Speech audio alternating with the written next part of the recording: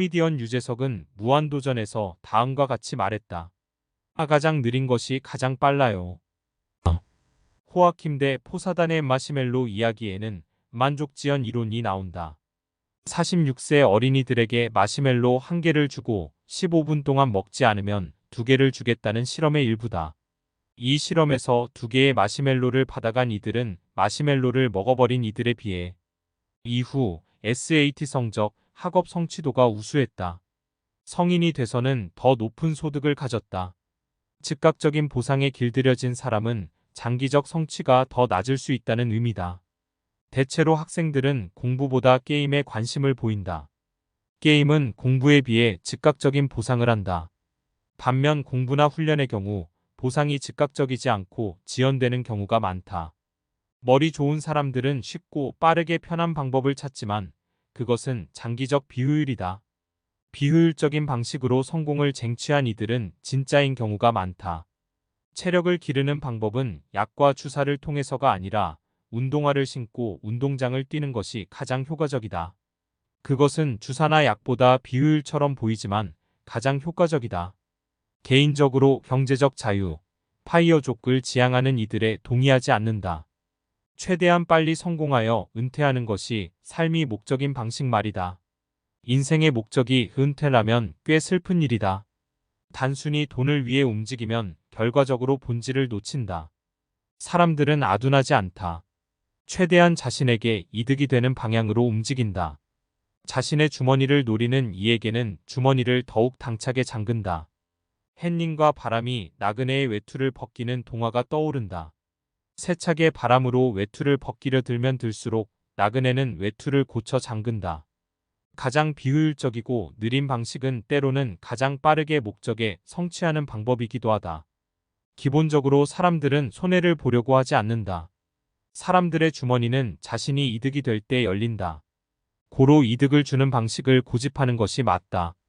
100만원짜리 아르바이트를 하면 100만원 넣지만 일해서는 안 된다. 100만원짜리 아르바이트에서는 120만원 넣치를 일해야 한다.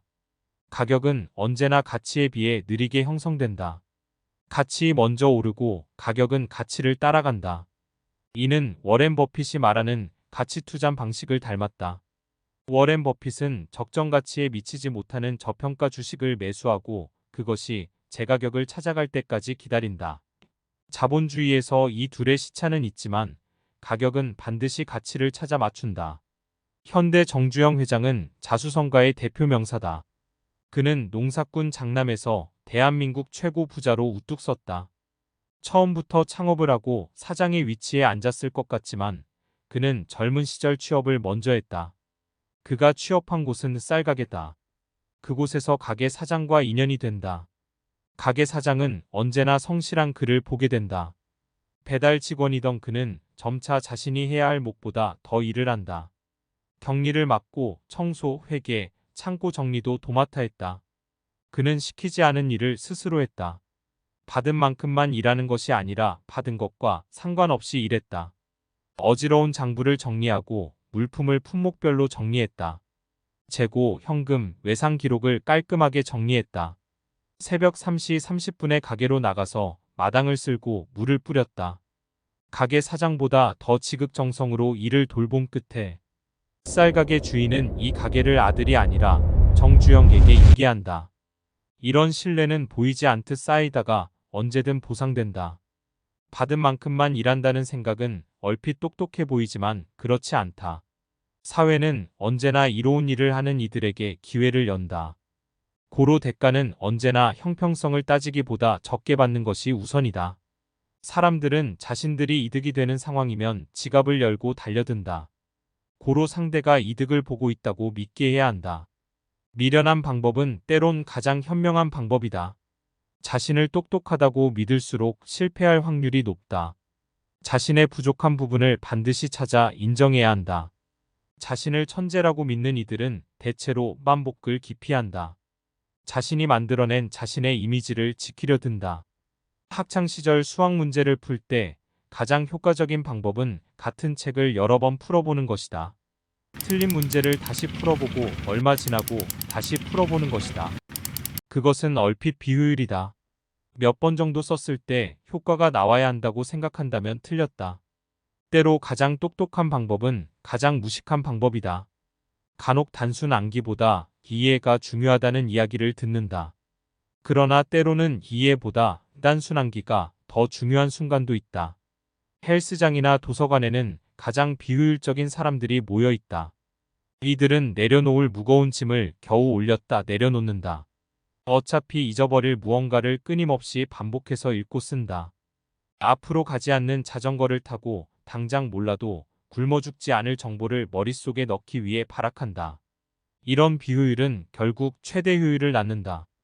김연아 선수는 대회에 참여하기 위해 보이지 않는 곳에서 같은 동작을 수천 번 반복했다. 한 번을 보여주기 위해 하루도 쉬지 않고 같은 동작을 반복하는 것은 상당한 비효율이다. 김연아 선수는 파이어족 혹은 경제적 자유를 위해 훈련한 것은 아니지만 결과적으로 가장 빠르게 목적에 달성한 이들이다. 돈이 목적이 아닐 수는 없다. 돈은 분명한 목적이 중 하나다. 다만 그것만이 오롯한 목적이 된다면 모든 것은 수단이 된다. 상대하는 손님, 가르치는 학생, 때로는 관객, 청중이 될 수도 있다. 그 모든 것이 수단이 되면 수단은 목적에 의해 변형된다. 스티브 잡스는 성공적인 기업가지만 세상에 굉장히 선한 영향을 남겼다. 그의 발견으로 많은 사람들이 편리함의 혜택을 누린다. 삼성, 현대, 롯데 등 모든 기업들에게 사람들은 기꺼이 지갑을 연다. 그들은 우리에게 굉장히 이득이 되는 서비스를 제공하기에 우리는 기꺼이 그들을 향해 지갑을 연다. 고로 사업 혹은 장사를 하는 일은 선한 영향력을 행사하는 일이고 그것은 곧 부를 일으킨다.